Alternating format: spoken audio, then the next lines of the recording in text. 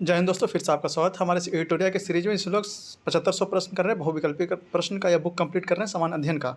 और ये हमारा कंटिन्यू सीरीज है। हम लोगों ने पहले 2 वीडियो लेक्चर में हम लोगों ने करीब 10 सेट कर लिया था। कोशिश करते हैं कि एक वीडियो लेक्चर में 5 सेट कंप्लीट कर ले, ताकि आपको पढ़ने में आसानी हो। और यह टोटल 150 सेट है इसमें, तो यह करीब लग जाएगा, अच्छे दिन इसमें लग जाएंगे। तो आप लोग हमारे साथ बने रहें, कंटिन्यू रहें।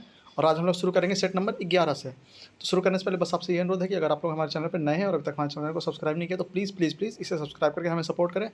और इस वीडियो को ज़्यादा से ज़्यादा शेयर करें उन लोगों तक जो इस बार का 71वां बीपीएससी प्री देने वाले हैं, या फिर कोई भी ऐसा एग्जाम देने वाले हैं जिसमें कि सामान्य अध्ययन या फिर जीके जीएस की अहम भूमिका रहती है। तो उन लोगों तक इस वीडियो को जरूर पहुंचाएंगे। जैसे यहाँ पर लिखा हुआ है, all state PCS, BSSC, BPSSC, SSC, railway, banking, CDS, NDA, teacher exam, या इस तरह के कोई भी एग्जाम का कोई अगर तैयारी करता है, उन्हें आप लोग जानते हैं, तो उन लोगों तक इस वीडियो को जरूर से जरूर पहुँचाएंगे, ताकि उन्हें भी इस वीडियो का पूरा लाभ मिल सके। और आप भी इसे जितना ज़्यादा रिवाइज करेंगे उतना अच्छा रहेगा। आइए शुरू करते हैं हमारे सेट नंबर 11 के पहले प्रश्न से। निम्नलिखित कथनों में से कौन सा एक सही नहीं है? तो जब जल का वाष्प दाब वायुमंडलीय दाब के समान होता है, तब जल का क्वथनांक प्रारंभ होता है, यह बिल्कुल सही है। जल सार्वत्रिक विलायक के रूप में जाना जाता है, यह भी सही है। जल के अस्थायी कठोरता MgCl2, CaCl2 और MgSO4 की उपस्थिति के कारण होता है, यह भी सही है। बर्फ़ का घनत्व जल के घनत्व से अधिक होता है, यह गलत है। तो इसका आंसर डी हो जाएगा, बर्फ़ का घनत्व जल के घनत्व से अधिक होता है। अगला प्रश्न है, ट्रांसफार्मर के क्रोड बनाने के लिए किसका प्रयोग किया जाता है? तो डी आंसर हो जाएगा, नर्म लोहे का। ट्रांसफार्मर के क्रोड बनाने में किसका प्रयोग किया जाता है? तो डी ऑप्शन हो जाएगा, नर्म लोहे का। आगे, वातावरण में क्षैतिज ऊर्जा अंतरण को क्या कहता है? तो डी ऑप्शन हो जाएगा, अभिवहन। वातावरण में क्षैतिज ऊष्मा अंतरण को क्या कहा जाता है? तो डी ऑप्शन हो जाएगा, अभिवहन। अगला प्रश्न है, निम्नलिखित कथनों पर विचार कीजिए। उपयुक्त में से कौन सा कथन सही नहीं है?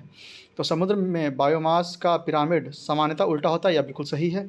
एक ही प्रजाति के एक ही समय में एक ही पारिस्थितिकी तंत्र में एक से अधिक पोषीय स्तर पर रह सकती है, यह भी बिल्कुल सही। तो डी ऑप्शन हो जाएगा, ना तो एक गलत है ना ही दो गलत है। फिर से, समुद्र के बायोमास का पिरामिड सामान्यतः उल्टा होता है, यह बिल्कुल सही है। एक ही प्रजाति एक ही समय में एक ही पारिस्थितिकी तंत्र में एक से अधिक पोषीय स्तर पर रहता है, यह बिल्कुल सही। तो डी ऑप्शन हो जाएगा, ना तो एक ना ही दो, इसमें कोई भी गलत नहीं है। अगला प्रश्न है, निम्न में से किस अवस्था में जल की गतिशीलता न्यूनतम होती है? तो ए ऑप्शन हो जाएगा, बर्फ अवस्था। निम्नलिखित में से किस अवस्था में जल की गतिशीलता न्यूनतम होती है? तो ए ऑप्शन हो जाएगा, बर्फ की अवस्था। अगला, कोलोस्ट्रम में कौन सा इम्यूनोग्लोब्यूलिन प्रचुर मात्रा में होती है? तो डी ऑप्शन हो जाएगा, आईजीए। कोलेस्ट्रम में कौन सा इम्यूनोग्लोब्यूलिन प्रचुर मात्रा में होती है? तो डी ऑप्शन हो जाएगा, आईजीए। अगला, पाचन के संबंध में निम्न में से कौन सा क्रम सही है? तो ए ऑप्शन होगा, पहले हो जाएगा मुख्य गुहिका, फिर हो जाएगा ग्रासिका, फिर हो जाएगा आमाशय, फिर हो जाएगा क्षुद्रांक, फिर हो जाएगा बृहदांक। फिर से, पाचन के संबंध में निम्न में से कौन सा क्रम सही है? तो ए ऑप्शन होगा, पहले मुख्य गुहिका, फिर हो जाएगा ग्रासिका, फिर हो जाएगा आमाशय, फिर हो जाएगा क्षुद्रांक, फिर हो जाएगा बृहदांत। अगला प्रश्न है, कोशिका का वह बृहत्तम आवरण कौन सा है जो कोशिका के अवयवों को उसके बाह्य वातावरण से अलग करता है? तो इसका आंसर ए हो जाएगा, प्लाज्मा झिल्ली। कोशिका का वह बृहत्तम आवरण कौन सा है जो कोशिका के अवयवों को उसके बाह्यतम वातावरण से अलग करता है? तो ए ऑप्शन हो जाएगा, प्लाज्मा झिल्ली। आगे, निम्नलिखित में से किस संघ के सदस्य मुक्त जीवन जीने के विशिष्ट समुद्री जीव होते हैं? तो बी ऑप्शन हो जाएगा, इकाइनोडर्मेटा। निम्नलिखित में से किस संघ के सदस्य मुक्त जीवन जीने वाले विशिष्ट समुद्री जीव होते हैं? तो बी ऑप्शन हो जाएगा, इकाइनोडर्मेटा। अगला प्रश्न है, लैंगिक प्रजननशील प्राणियों में सामान्य गुण के वंशाणुओं को कितने प्रतिरूप मौजूद होते हैं? तो ए ऑप्शन हो जाएगा, 2। लैंगिक प्रजननशील प्राणियों में समान गुण के वंशाणुओं के कितने प्रतिरूप मौजूद होते हैं? तो ए ऑप्शन हो जाएगा, 2। अगला है, किस प्रकार के अंगों की बुनियादी संरचना एवं उत्पत्ति सामान्य होती है परंतु उनके कार्य भिन्न होते हैं? तो बी ऑप्शन हो जाएगा, समजात। किस प्रकार के अंगों की बुनियादी संरचना एवं उत्पत्ति समान होती है परंतु उनके कार्य भिन्न होते हैं? तो बी ऑप्शन हो जाएगा, समजात। आगे है, किस संघ के सभी जंतु खारे जल में पाए जाते हैं? तो ए ऑप्शन हो जाएगा, संघ पेरिफेरा। किस संघ के सभी जंतु खारे पानी में पाए जाते हैं? तो ए ऑप्शन हो जाएगा, संघ पेरिफेरा। आगे, निम्नलिखित कोशिका अंगों में से कौन पादप कोशिका में पाए जाते हैं परंतु जंतु कोशिका में नहीं? तो ए ऑप्शन हो जाएगा, हरित लवक। निम्नलिखित कोशिका अंगों में कौन पादप कोशिका में पाए जाते हैं परंतु जंतु कोशिका में नहीं? तो ये ऑप्शन हो जाएगा, हरित लवक। आगे, निम्नलिखित में से प्रोटोजोआ नहीं है? तो सी ऑप्शन हो जाएगा, ल्यूकोसोलिन नहीं है, बाकी अमीबा है, यूग्लिन है, पैरामीसिन है, ल्यूकोसोलिन नहीं है। वैसे निम्नलिखित में से प्रोटोजोआ नहीं है क्या? तो सी ऑप्शन हो जाएगा ल्यूकोसोलिन। आगे निम्नलिखित में से कौन सा एक यकृत का कार्य नहीं है? तो डी ऑप्शन हो जाएगा अर्जिन आहार से खाद्य और जल के अधिक्य को अवशोषण। निम्नलिखित में से कौन सा एक यकृत का कार्य नहीं है? तो डी आंसर हो जाएगा अर्जिन आहार से खाद्य और जल के अधिक्य का अवशोषण। अगला प्रश्न है अमोघ वर्ष किस वंश से संबंधित है? तो बी ऑप्शन होगा राष्ट्रकूट। अमोघ वर्ष किस वंश से संबंधित है? तो बी ऑप्शन राष्ट्रकूट। भारत में किसके शासनकाल में सबसे पहले राजनीतिक एकता पाई गई थी? तो डी ऑप्शन होगा मौर्य वंश। भारत के किसके शासनकाल में सबसे पहले राजनीतिक एकता पाई गई थी? तो डी ऑप्शन होगा मौर्य वंश। महान जैन विद्वान हेमचंद्र किस सभा को अलंकृत करते थे? तो सी ऑप्शन होगा जयसिंह सिद्धराज। महान जैन विद्वान हेमचंद्र किसकी सभा को अलंकृत करते थे? तो सी आंसर हो जाएगा जयसिंह सिद्धराज। आगे निम्न में से किसे शेख उल हिंद की पदवी प्रदान की गई थी? तो बी ऑप्शन होगा शेख सलीम चिश्ती। निम्नलिखित में से किसे शेख उल हिंद की पदवी प्रदान की गई थी? तो बी ऑप्शन होगा शेख सलीम चिश्ती। आगे सुमेलित करने के लिए राजवंश और राज्य क्षेत्र, तो गुर्जर प्रतिहार हो जाएगा गुजरात एवं राजस्थान, राष्ट्रकूट हो जाएगा पश्चिम दक्कन, पाल हो जाएगा बंगाल और चोल हो जाएगा तमिलनाडु। डी आंसर हो जाएगा 3-1-2-4 3-1-2-4। फिर से देखते हैं गुर्जर प्रतिहार हो जाएगा गुजरात और राजस्थान, राष्ट्रकूट हो जाएगा पश्चिम दक्कन, पाल हो जाएगा बंगाल और चोल हो जाएगा तमिलनाडु। अगला प्रश्न है निम्न सूफियों में से किसने कृष्ण को औलिया का स्वरूप माना है? तो ए ऑप्शन हो जाएगा शाह मोहम्मद गौर। निम्न सूफियों में से किसने कृष्ण को औलिया का रूप माना है? तो ए ऑप्शन होगा शाह मोहम्मद गौर। आगे फुतुह अल सलातीन नामक ग्रंथ के लेखक कौन है? तो बी आंसर हो जाएगा अब्दुल मलिक इस्लामी। फुतुह अल सलातीन नामक ग्रंथ के लेखक कौन है? तो बी आंसर हो जाएगा अब्दुल मलिक इस्लामी। आगे उदयगिरी गुफा लेख में किस गुप्त शासक के विजयों का उल्लेख है? तो सी आंसर होगा चंद्रगुप्त द्वितीय। उदयगिरी गुफा लेख में किस गुप्त शासक के विजयों का उल्लेख है? तो सी आंसर होगा चंद्रगुप्त द्वितीय। आगे भारत का प्रथम महिला विश्वविद्यालय, तो इसका आंसर डी हो जाएगा SNDT महिला विश्वविद्यालय। भारत का प्रथम महिला विश्वविद्यालय है, तो डी आंसर SNDT महिला विश्वविद्यालय। आगे 1930 में किसकी गिरफ्तारी के कारण लोगों ने पेशावर की सड़कों पर प्रदर्शन कर अपना गुस्सा व्यक्त किया? तो ये आंसर हो जाएगा अब्दुल गफ़ार खां। 1930 में किसकी गिरफ्तारी के कारण लोगों ने पेशावर की सड़कों पर प्रदर्शन कर अपना गुस्सा व्यक्त किया? तो ये आंसर हो जाएगा अब्दुल गफ़ार खां। आगे 1919 में महात्मा गांधी ने किससे प्रेरित करने के लिए बिहार के चंपारण की यात्रा की थी? तो डी आंसर होगा किसानों को। 1919 में महात्मा गांधी ने किसे प्रेरित करने के लिए बिहार के चंपारण की यात्रा की? तो डी आंसर हो जाएगा किसानों को। अगला है 1857 के विद्रोह के मुख्य कारणों में शामिल नहीं है, तो डी आंसर हो जाएगा भारतीयों और अंग्रेजों के बीच अंतर्विवाह पर रोक लगाने वाले कानून। और शामिल क्या क्या है? तो ए हो जाएगा शिक्षा की नई प्रणाली, बी हो जाएगा विधवा पुनर्विवाह अधिनियम, सी हो जाएगा अफगानिस्तान में भारतीय सिपाहियों का प्रेषण। फिर से 1857 के विद्रोह का मुख्य कारणों में शामिल नहीं है क्या? तो डी आंसर हो जाएगा भारतीयों और अंग्रेजों के बीच अंतर्विवाह पर रोक लगाने वाले कानून। अगला प्रश्न है निम्नलिखित में से कौन सी सिफारिश साइमन कमीशन ने नहीं की थी? तो द्वैध शासन का उन्मूलन उन्होंने किया था, प्रांतों में जिम्मेदार सरकार का वितरण यह भी किया था, ब्रिटिश भारत और रियासतों के संघ की स्थापना यह भी किया था, डी ऑप्शन सांप्रदायिक निर्वाचन क्षेत्र को रद्द करना यह नहीं किया था। ठीक है, तो डी आंसर हो जाएगा निम्नलिखित में से कौन सा सिफारिश साइमन कमीशन को नहीं है, साइमन कमीशन की नहीं है, तो डी ऑप्शन हो जाएगा सांप्रदायिक निर्वाचन क्षेत्र को रद्द करना। आगे प्रश्न है किस व्यक्ति ने सर्वप्रथम इस तथ्य को पहचाना कि निम्न वर्ग, मध्यम वर्ग, किसान, मजदूर और दस्तकार राष्ट्रीय आंदोलन में महत्वपूर्ण भूमिका निभा सकते हैं? तो डी आंसर होगा बाल गंगाधर तिलक। किस व्यक्ति ने सर्वप्रथम इस तथ्य को पहचाना कि निम्न वर्ग, मध्यम वर्ग, किसान, मजदूर और दस्तकार राष्ट्रीय आंदोलन में महत्वपूर्ण भूमिका निभा सकते हैं? तो डी आंसर होगा बाल गंगाधर तिलक। आगे गांधी जी के अनुसार क्या सही है? तो साधन और साधना परस्पर संबंधित है। गांधी जी के अनुसार क्या सही है? तो डी आंसर होगा साधन और साधना परस्पर संबंधित है। अगला लक्षद्वीप समूह के बारे में निम्नलिखित कथनों पर विचार कीजिए, इसमें देखना कौन सा सही है। तो द्वीप का यह समूह छोटे मूंगा द्वीपों से बना है, यह बिल्कुल सही है। पहले इन्हें लेकार्डिव, मिनिकॉय और अमिनदीव के नाम से जाना जाता था, यह भी सही है। तमिलनाडु के कोरमंडल तट के निकट स्थित द्वीप समूह है, यह गलत है, तो बी इसका आंसर होगा 1 और 2 इसमें सही है। फिर से देखते हैं लक्षद्वीप समूह के बारे में निम्नलिखित कथनों पर विचार किया। तो लक्षद्वीप द्वीपों का यह समूह छोटा मूंगा द्वीपों से बना है, यह बिल्कुल सही। और पहले इसे लेकार्डिव, मिनिकॉय और अमिनदीव के नाम से जाना जाता था, यह भी सही, तो बी आंसर होगा 1 और 2 इसमें सही है। अगला प्रश्न श्री हरिकोटा द्वीप बंगाल की खाड़ी को पृथक करता है, तो ये ऑप्शन रहेगा पुलिकट झील से। श्री हरिकोटा द्वीप बंगाल की खाड़ी को पृथक करता है, तो ये ऑप्शन रहेगा पुलिकट झील से। आगे बित्ती लेवू और वनुआ लेवू द्वीप है, तो डी आंसर रहेगा फिजी के। बित्ती लेवू और वनुआ लेवू द्वीप है कहाँ? तो डी ऑप्शन रहेगा फिजी के। आगे भारत के पूर्वोत्तर राज्य की सीमा कुल कितने देशों से मिलती है? तो सी आंसर हो जाएगा 5। भारत के पूर्वोत्तर राज्य की सीमा कुल कितने देशों से मिलती है? तो सी आंसर हो जाएगा 5। आगे, राष्ट्रपति द्वारा नियुक्त अंतर्राज्यीय परिषद का प्रमुख कार्य क्या है? तो इसका आंसर डी हो जाएगा, उपयुक्त सभी। आइए देखते हैं सारे विकल्प को। तो ए हो जाएगा, राज्य के मध्य उत्पन्न विवादों की जांच करना और उन पर परामर्श देना, यह बिल्कुल सही है। कुछ या सभी राज्यों के अथवा एक से अधिक राज्यों के समान हित से संबंधित विषयों की जांच करना और विचार विमर्श करना, यह भी सही है। उपयुक्त विषयों शेषकर इनमें संबंधित नीति के कार्य के बेहतर समन्वय की सिफारिश करना, यह भी सही है। तो डी आंसर हो जाएगा, उपयुक्त सभी।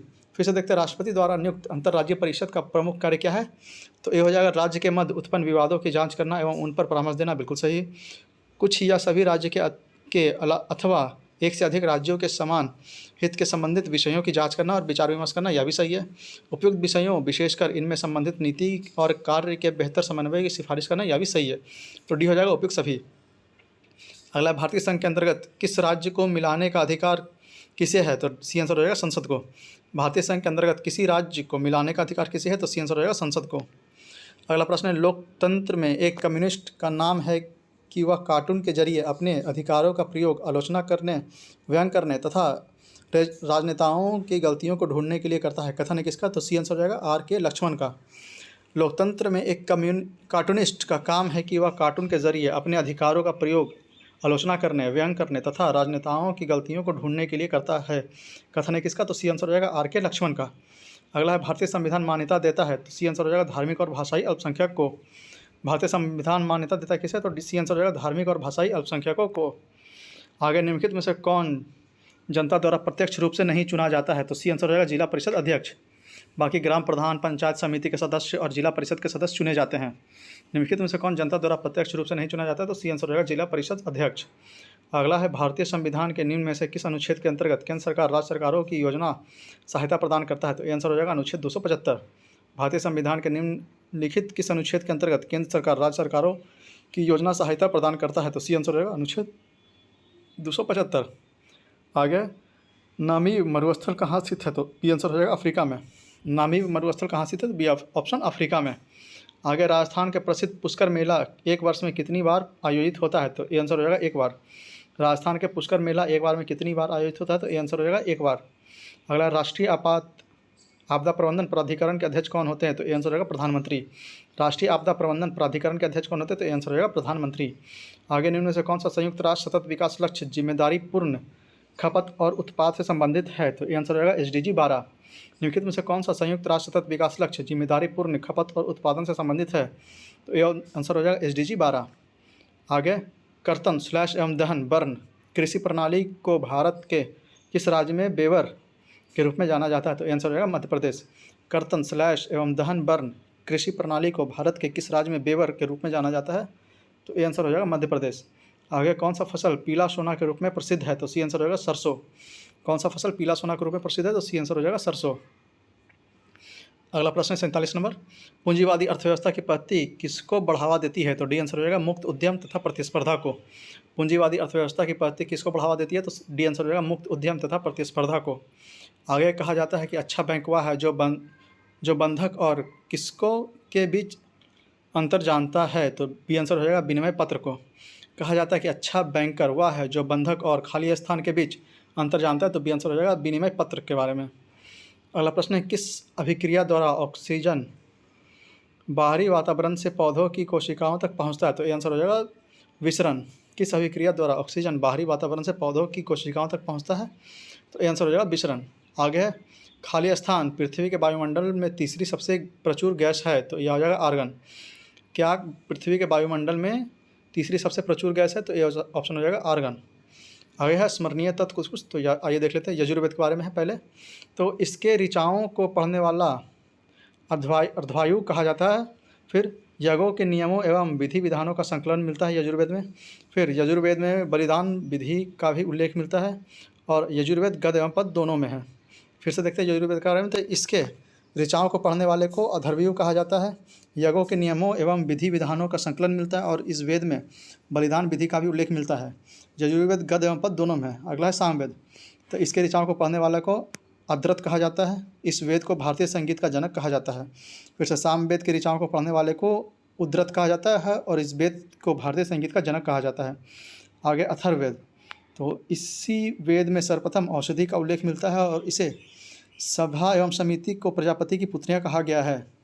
फिर से अथर्ववेद में सर्वप्रथम औषधि का उल्लेख मिलता है और इसमें सभा एवं समिति को प्रजापति की 2 पुत्रियां कहा गया है। नोट में दिया हुआ सबसे प्राचीन वेद ऋग्वेद है, सबसे बाद का वेद अथर्ववेद है। सबसे प्राचीन वेद ऋग्वेद है और सबसे बाद का वेद अथर्ववेद है। आगे यजुर्वेद तथा सामवेद में किसी भी विशिष्ट ऐतिहासिक घटना का वर्णन नहीं मिलता है। यजुर्वेद तथा सामवेद में किसी भी विशिष्ट ऐतिहासिक घटना का वर्णन नहीं मिलता है। आगे वेदों की संख्या 4 है, वेदों की संख्या 4 है, वेदांग की संख्या 6 है, वेदांग की संख्या 6 है, पुराणों की संख्या 18 है, पुराणों की संख्या 18 है, उपनिषदों की संख्या 108 है, उपनिषदों की संख्या 108 है। यह हमारा आंसर की है 11 नंबर सेट का। आइए 12वां नंबर सेट पे चलते हैं इसके पहले प्रश्न से। बोस-आइंस्टीन कंडेंसेस की गतिज ऊर्जा होती है, तो ए ऑप्शन हो जाएगा अत्यधिक निम्न। बोस-आइंस्टीन कंडेंसेट की गतिज ऊर्जा क्या होती है, तो ए ऑप्शन हो जाएगा अत्यधिक निम्न। वैद्युत आवेश को भंडारित करने के लिए प्रयुक्त उपकरण को कहते हैं, तो बी ऑप्शन हो जाएगा संधारित्र। वैद्युत अवशेष को भंडारित करने के लिए प्रयुक्त उपकरण को कहते हैं क्या, तो बी आंसर हो जाएगा संधारित्र। आगे गीली चादर को धूप में फैलाने से शीघ्रता से सूख जाती है, क्योंकि ये ऑप्शन हो जाएगा वाष्पीकरण की दर बढ़ जाती है। गीली चादर को धूप में फैलाने से शीघ्रता से सूख जाती है, क्योंकि ये आंसर हो जाएगा वाष्पीकरण की दर बढ़ जाती है। आगे निम्नलिखित में से कौन सा गैस जल में घुलने पर अम्लीय विलय बनाती है, तो बी आंसर हो जाएगा कार्बन डाइऑक्साइड। निम्नलिखित में से कौन सी गैस जल में घुलने पर अम्लीय विलय बनाती है, तो बी आंसर होगा कार्बन डाइऑक्साइड। आगे कार्बनिक यौगिक की सजातीय श्रेणी में 2 क्रमगत सदस्यों के मध्य समूह का अंतर क्या होता है, तो CH2 होता है, CH2। कार्बनिक यौगिक में सजातीय श्रेणी में 2 क्रमगत सदस्यों के मध्य समूह का अंतर क्या होता है, तो बी आंसर हो जाएगा CH2। आगे जस्ता धातु हाइड्रोक्लोरिक अम्ल से क्रिया करके कौन सी गैस निष्क्रित करती है, तो बी आंसर हो जाएगा हाइड्रोजन। जस्ता धातु हाइड्रोक्लोरिक अम्ल के साथ क्रिया करके कौन सा गैस निष्कासित करती है, तो सी आंसर हो जाएगा हाइड्रोजन। आगे एथिलीन डाइब्रोमाइड को पेट्रोल में मिलाने पर क्या होता है, तो बी आंसर हो जाएगा यह लेड ऑक्साइड के विलोपन में सहायक होता है। एथिलीन हाइब्रोमाइड को पेट्रोल में मिलाने से क्या होता है, तो बी आंसर हो जाएगा यह लेड ऑक्साइड के विलोपन में सहायक होता है। आगे निम्नलिखित में से कहाँ पित्त द्वारा वसा का पायसीकरण अर्थात हिमलसीकरण होता है, तो सी आंसर हो जाएगा यकृत में। निम्नलिखित में से कहाँ पित्त द्वारा वसा का पायसीकरण अर्थात हिमलसीकरण होता है, तो सी आंसर हो जाएगा यकृत में। आगे अर्धसूत्री विभाजन का फलस्वरूप समजात गुणसूत्रों के मध्य खंडों का आदान प्रदान करता है, तो ए आंसर हो जाएगा परागम में। अर्धसूत्री विभाजन के फलस्वरूप समजात गुणसूत्रों के मध्य खंडों का आदान प्रदान करता है, तो ए आंसर हो जाएगा परागम में। अगला छोटी आंच से निकलने वाली कौन सी हार्मोन अंतरीय रस तथा अग्नेयशायी रस के स्राव को नियंत्रित करता है, तो सी आंसर हो जाएगा सेक्रेटिन। छोटी आंच से निकलने वाली कौन सी हार्मोन आंतरीय रस तथा अग्नेयशायी रस के स्राव को नियंत्रित करता है, तो सी आंसर हो जाएगा सेक्रेटिन। अगला है अंतराली संयोजी उत्तक जोड़ता है, तो ए ऑप्शन हो जाएगा आवरण को पेशियों से। अंतराली संयोजी उत्तक जोड़ता है किससे, तो ए आंसर हो जाएगा आवरण को पेशियों से। अगला है ट्राइक्लोसेन बैक्टीरिया और सूक्ष्म प्रतिरोधी एजेंट है और यह मानव शरीर के खाली स्थान को प्रभावित करता है, तो ए आंसर हो जाएगा तंत्रिका तंत्र को। ट्राइक्लोसेन बैक्टीरिया और सूक्ष्मजीव प्रतिरोधी एजेंट है और यह मानव शरीर के खाली स्थान को प्रभावित करता है, तो ए ऑप्शन हो जाएगा तंत्रिका तंत्र को। आगे हृदय चक्र एक चक्रीय पराक्रम है जो पाया जाता है, तो ए आंसर हो जाएगा धड़कन में। हृदय चक्र एक चक्र है जो पाया जाता है, तो ए आंसर हो जाएगा एक धड़कन में। आगे जैव आवर्धन से तात्पर्य है, तो बी आंसर हो जाएगा उत्तरोत्तर पोषण स्तर के जीवों में पीड़कनाशियों की मात्रा का बढ़ना। जैव आवर्धन से तात्पर्य क्या है, तो बी आंसर हो जाएगा उत्तरोत्तर पोषण स्तर के जीवों में पीड़कनाशियों की मात्रा का बढ़ाना। अगला है अनावृत बीजियों में पत्रकालिका द्वारा वर्धी प्रजनन किसमें देखे जाता है, तो सी आंसर हो जाएगा साइकस में। अनावृत बीजियों में पत्रकालिका द्वारा वर्धी प्रजनन किसमें देखा जाता है, तो सी आंसर हो जाएगा साइकस में। अशोक को विश्व के महान सम्राट में सर्वश्रेष्ठ इसलिए माना जाता है क्योंकि, तो बी आंसर हो जाएगा उसने नैतिकता के उच्चतम आदर्शों द्वारा शासन किया था। अशोक को विश्व के महान सम्राटों में श्रेष्ठ माना जाता है क्योंकि, तो बी आंसर हो जाएगा उसने नैतिकता के उच्चतम आदर्शों को द्वारा शासन किया था। आगे चोल शासक राजराज प्रथम ने तंजौर के बृहदेश्वर मंदिर का निर्माण करवाया था। यह मंदिर किस देवता को समर्पित है, तो सी ए आंसर हो जाएगा शिव को। चोल शासक राजराज प्रथम ने तंजौर के बृहदेश्वर मंदिर का निर्माण कराया था? यह मंदिर किस देवता को समर्पित है? तो ये आंसर होगा शिव को। आगे, मिस्र के पुरातन ममियों में धमनियाँ किसके उचित परिरक्षण के कारण अक्षुण्ण पाई जाती है? तो सी आंसर हो जाएगा प्रत्यस्थ तंतु के कारण। मिस्र के पुरातन ममियों की धमनियों किसके उचित परिरक्षण के कारण अक्षुण्ण पाई जाती है? तो सी आंसर हो जाएगा प्रत्यास्थन तंतु के कारण। अगला प्रश्न, नीचे दिए गए कथनों पर विचार कीजिए, इसमें देखना कौन सा सही कथन किसके बारे में है। तो यह है, उन्होंने आंध्र भोज की उपाधि दी थी। फिर उनके दरबार में 8 प्रसिद्ध तेलुगु कवि थे। उन्होंने नागपुरम नामक नगर की स्थापना की थी। उन्होंने एक महाकाव्य अमुक्तमाल्यद की रचना की। तो यह सभी विवरण सी ऑप्शन कृष्णदेव राय के बारे में था। फिर से, उन्होंने आंध्र भोज की उपाधि दी थी। फिर उनके दरबार में 8 प्रसिद्ध तेलुगु कवि थे। उन्होंने नागलपुरम नामक नगर की स्थापना की थी और उन्होंने एक महाकाव्य अमुक्तमाल्यद की रचना की। तो सी आंसर होगा कृष्णदेव राय। आगे, अलाउद्दीन खिलजी के समय गयासुद्दीन तुगलक कहाँ के राज्यपाल था? तो डी आंसर होगा पंजाब। अलाउद्दीन खिलजी के समय गयासुद्दीन तुगलक कहाँ का राज्यपाल था? तो डी आंसर पंजाब। किस सिख धर्मगुरु ने तरन तारन साहिब की स्थापना की? तो बी आंसर हो जाएगा गुरु अर्जुन देव। किस सिख गुरु ने तरन तारन साहिब की स्थापना की? तो बी आंसर होगा गुरु अर्जुन देव। अवध में हुए एका आंदोलन का मुख्य उद्देश्य क्या था? तो सी आंसर हो जाएगा लगान का नगद में परिवर्तन। अवध में हुए एका आंदोलन का मुख्य उद्देश्य क्या था? तो सी आंसर हो जाएगा लगान का नगद में परिवर्तन। आगे, निम्नलिखित में से किस साहित्यिक कृति के कुछ अंश 2.5 दिन के झोपड़ा नामक वास्तुकृति से मिलती है? तो सी आंसर हो जाएगा हरिकेली नाटक। निम्नलिखित में से किस साहित्यिक कृति में कुछ अंश 2.5 दिन के झोपड़े नामक वास्तुकृति में मिलती है? तो सी आंसर हो जाएगा हरिकेली नाटक। आगे, भारतीय राष्ट्रीय कांग्रेस के बारे में निम्न कथनों पर विचार कीजिए, इसमें देखना कौन सा सही है। तो सरोजनी नायडू कांग्रेस के पहले अध्यक्ष बनने वाली पहली महिला थी। यह बिल्कुल गलत है। जब सी आर दास कांग्रेस के अध्यक्ष बने तब वह जेल में थे। यह बिल्कुल सही है। ए ओ ह्यूम कांग्रेस अध्यक्ष बनने वाले पहले ब्रिटिश नागरिक थे। यह गलत है। 1894 में अल्फ्रेड बेबर कांग्रेस के अध्यक्ष बने। यह सही है। तो बी आंसर हो जाएगा 2 और 4 इसमें सही है, 1 और 3 गलत है। फिर से देखते हैं। तो जब सी आर दास कांग्रेस के अध्यक्ष बने तब वे जेल में थे। यह बिल्कुल सही है। और 1894 में अल्फ्रेड बेव कांग्रेस के अध्यक्ष बने। यह भी सही है। तो बी आंसर हो जाएगा 2 और 4 इसमें सही है। आगे, भारत श्रमजीवी नामक मासिक पत्रिका का प्रकाशन किसने किया था? तो ये आंसर हो जाएगा शशिपाद बनर्जी। भारत श्रमजीवी नामक मासिक पत्रिका का प्रकाशन किसने किया था? तो ये आंसर हो जाएगा शशिपाद बनर्जी। आगे, फ्रेजर आयोग का संबंध निम्नलिखित में से किससे था? तो ये आंसर हो जाएगा पुलिस सुधार। फ्रेजर आयोग का संबंध निम्नलिखित में से किससे था? तो ये आंसर हो जाएगा पुलिस सुधार। आगे, अलीपुर षड्यंत्र केस में अरविंद घोष का बचाव निम्न में से किसने किया था? तो ये आंसर हो जाएगा चित्तरंजन दास। अलीपुर षड्यंत्र केस में अरविंद घोष का बचाव निम्नलिखित में से किसने किया? तो ये आंसर हो जाएगा चित्तरंजन दास। अगला प्रश्न है मिलान करने के लिए सूची 1 को सूची 2 से। तो आइए मिलान देखते हैं। तो भारतीय राष्ट्रीय कांग्रेस का प्रथम भारतीय महिला यह थी सरोजनी नायडू।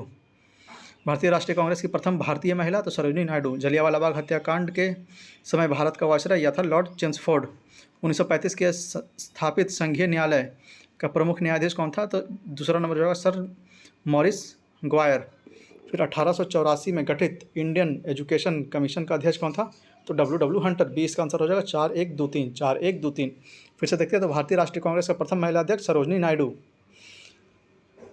फिर जलियांवाला बाग हत्याकांड के समय भारत का वायसराय तो यह आ जाएगा 1 नंबर लॉर्ड चेम्सफोर्ड। फिर 1935 में स्थापित संघीय न्यायालय के प्रथम मुख्य न्यायाधीश तो दूसरा नंबर हो जाएगा सर मॉरिस ग्वायर। फिर 1882 में गठित इंडियन एजुकेशन कमीशन के अध्यक्ष तो तीसरा नंबर हो जाएगा डब्ल्यू हंटर। बी आंसर हो जाएगा 4-1-2-3। अगला प्रश्न है निम्नलिखित को कालक्रम अनुसार लिखिए। तो सबसे पहले हुआ था 1 नंबर नौजवान भारत सभा की स्थापना। फिर दूसरा नंबर हुआ था रानी गिडालू को आजीवन कारावास। फिर तीसरा नंबर हुआ था प्रांतीय स्वायत्तता अधिनियम और फिर चौथा नंबर हुआ था नौसेना विद्रोह। तो इसका आंसर ए हो जाएगा 1-2-3-4 1-2-3-4। फिर से देखते हैं। तो नौजवान भारत सभा की स्थापना, फिर हुआ था रानी गिडालू को आजीवन कारावास, फिर तीसरा नंबर हुआ था प्रांतीय स्वायत्तता अधिनियम, फिर चौथा नंबर हुआ था नौसेना विद्रोह। तो ए आंसर हो जाएगा 1-2-3-4। अगला अखिल भारतीय किसान महासभा सर्वप्रथम कहाँ आयोजित की गई थी? तो सी ऑप्शन हो जाएगा लखनऊ। अखिल भारतीय किसान महासभा सर्वप्रथम कहाँ आयोजित की गई? तो सी आंसर हो जाएगा लखनऊ। आगे निम्नलिखितों पर विचार कीजिए, इसमें देखना कौन सही सुमेलित है। तो पंढरपुर चंद्रभागा यह बिल्कुल सही है। तिरुचिरापल्ली कावेरी यह भी सही है। हम्पी मालप्रभा यह गलत है। तो इसका आंसर हो जाएगा ए केवल 1 और 2 प्रसिद्ध स्थल और नदी है। फिर से देखते हैं। तो पंढरपुर चंद्रभागा बिल्कुल सही है और तिरुचिरापल्ली कावेरी यह बिल्कुल सही है। तो ये आंसर हो जाएगा 1 और 2। अगला प्रश्न निम्नलिखित में से कौन सा युग्म सुमेलित नहीं है? तो रोहतांग दर्रा हिमाचल प्रदेश बिल्कुल सही है। देवसा दर्रा जम्मू कश्मीर यह गलत है। माना दर्रा उत्तराखंड यह सही है। नाथुला दर्रा सिक्किम यह सही है। तो बी आंसर हो जाएगा देवसा दर्रा जम्मू कश्मीर यह गलत है। अगला है मालना घाट निम्नलिखित में से किस राज्य में अवस्थित है? तो बी आंसर होगा हिमाचल प्रदेश। मालना घाट निम्नलिखित में से किस राज्य में अवस्थित है? तो बी आंसर हिमाचल प्रदेश। आगे ओजस डेल सलाडो ज्वालामुखी शिखर निम्नलिखित में से किस देश में संबंधित है? तो बी आंसर होगा चिली। ओजस डेल सलाडो ज्वालामुखी शिखर निम्नलिखित में से किस देश से संबंधित है? तो बी आंसर हो जाएगा चिली। अगला प्रश्न, संघीय प्रणाली का निम्नलिखित में से कौन सा लक्षण भारतीय राजनीति प्रणाली में नहीं पाया जाता है? तो ये आंसर हो जाएगा दोहरी नागरिकता नहीं है। बाकी संविधान की सर्वोच्चता है, परिसंघ और राज्य सरकारों के बीच शक्तियों का वितरण है और संविधान के निर्वाचन में न्यायालयों की प्राधिकार है। निर्वाचन में न्यायालयों की प्राधिकार है यह, तो इसका आंसर ये हो जाएगा दोहरी नागरिकता नहीं है। अगला प्रश्न, सफलतापूर्वक कार्य करने हेतु पंचायत को पूरे सहयोग के लिए किसकी ज़रूरत पड़ती है? तो ये हो जाएगा स्थानीय जनता। सफलतापूर्वक कार्य करने हेतु पंचायत को पूरे सहयोग के लिए किसकी जरूरत पड़ती है? तो ये ऑप्शन हो जाएगा स्थानीय जनता की। आगे भारत के संविधान के भाग 14 संबंधित है किससे? तो बी आंसर हो जाएगा संघ और राज्य के बीच राज्य के अधीन सेवाएं। भारत के संविधान के भाग 14 संबंधित है किससे? तो बी ऑप्शन हो जाएगा संघ और राज्यों के बीच सेवाएं। आगे निम्नलिखित में से भारत के मौलिक कर्तव्य कौन सा है? तो बी आंसर हो जाएगा हमारी मिलीजुली संस्कृति एवं समृद्ध विरासत को संरक्षित करना व महत्व प्रदान करना। निम्नलिखित में से भारत के मौलिक कर्तव्य कौन से हैं? तो बी आंसर हो जाएगा हमारी मिलीजुली संस्कृति की समृद्ध विरासत को संरक्षित करना व महत्व प्रदान करना। अगला प्रश्न है, भारत के नियंत्रक एवं महालेखा परीक्षक कैग किसके लिए मुख्य लेखाकार तथा परीक्षक के रूप में कार्य करता है? तो सी आंसर हो जाएगा संघ तथा राज्य सरकार। भारत के नियंत्रक एवं महालेखा परीक्षक कैग किसके लिए मुख्य लेखाकार तथा परीक्षक के रूप में कार्य करता है? तो सी आंसर हो जाएगा संघ तथा राज्य सरकार। आगे निम्नलिखित युगों में से कौन सा सही सुमेलित नहीं है? तो राष्ट्र की पदावधि अनुच्छेद 352 यह बिल्कुल सही है। राज्यपाल का शपथ 159 यह भी सही है। कृषि तथा पशुपालन में सुधार अनुच्छेद 48 यह भी सही है। मूल अधिकारों की रक्षा हेतु उच्चतम न्यायालय द्वारा, तो यह गलत है। इसका आंसर 32 होगा, आर्टिकल 32। तो डी ऑप्शन इसमें गलत है।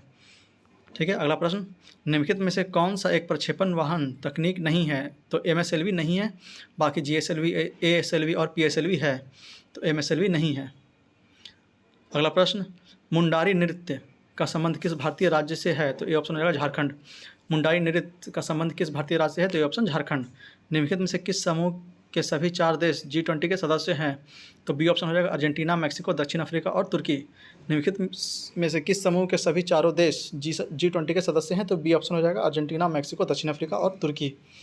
आगे, बधाई लोकगीत उत्तर प्रदेश के किस क्षेत्र में प्रसिद्ध लोकगीत है? तो ये ऑप्शन हो जाएगा पूर्वांचल। बधाई लोकगीत उत्तर प्रदेश के किस क्षेत्र के प्रसिद्ध लोकगीत है? तो ये ऑप्शन होगा पूर्वांचल। आगे, सिल्वर फाइबर क्रांति का संबंध किससे है? तो डी ऑप्शन होगा कपास से। सिल्वर फाइबर क्रांति का संबंध किससे है? तो डी ऑप्शन कपास से। मूंगा रेशम भारत के किस राज्य में से संबंधित है? तो ए ऑप्शन होगा असम। मूंगा रेशम भारत के किस राज्य से संबंधित है? तो ए ऑप्शन होगा असम। आगे, अर्थ आवर प्रोग्राम कब शुरू किया गया? तो सी ऑप्शन होगा 2004। अर्थ आवर प्रोग्राम कब शुरू किया गया? तो सी ऑप्शन 2004। आगे, विशेष आधार अधिकार SDR की सुविधा किसमें उपलब्ध है? तो हो जाएगा IMF। विशेष आहार अधिकार SDR की सुविधा किसमें उपलब्ध है? तो ए ऑप्शन हो जाएगा IMF। अगला, निम्नलिखित में से कौन सा विश्व का सबसे अधिक जनसमूह का प्रतिनिधित्व करता है? तो ए आंसर हो जाएगा पूर्वी एशिया। निम्नलिखित में से कौन सा विश्व का सबसे अधिक जनसमूह का प्रतिनिधित्व करता है? तो ए ऑप्शन हो जाएगा पूर्वी एशिया। आगे, दक्षिण एशिया। अगला प्रश्न है, पर्यावरण निम्नलिखित में से किससे नहीं बनता है? तो डी ऑप्शन होगा कृत्रिम घटकों से नहीं बनता, बाकी जीवीय घटकों से बनता है, अजैविक घटकों से बनता है और भू आकृति घटकों से बनता है। डी ऑप्शन कृत्रिम घटकों से नहीं बनता है। यह हमारा 12 नंबर सेट का यहाँ पे आंसर दिया हुआ है। आइए अगले सेट की तरफ चलते हैं, सेट नंबर 13। इसके पहले प्रश्न को देखते हैं, किस प्रकार का तत्व ऊष्मा एवं विद्युत का कुचालक है? तो बी ऑप्शन हो जाएगा गैर धातु। किस प्रकार का तत्व ऊष्मा एवं विद्युत का कुचालक है? तो बी आंसर हो जाएगा गैर धातु। किस गैस को द्रव में बदलने के लिए कौन सी स्थिति सबसे अनुकूल है? तो ए आंसर हो जाएगा उच्च दाब और कम तापमान। किसी गैस को द्रव में बदलने के लिए कौन सी स्थिति सबसे अनुकूल है? तो उच्च दाब और कम तापमान। आगे, प्रतिचुंबकीय पदार्थ का चुंबकीय प्रकृति कैसी है? तो बी ऑप्शन हो जाएगा ऋणात्मक। प्रतिचुंबकीय पदार्थ का चुंबकीय प्रकृति कैसी है? तो बी ऑप्शन हो जाएगा ऋणात्मक।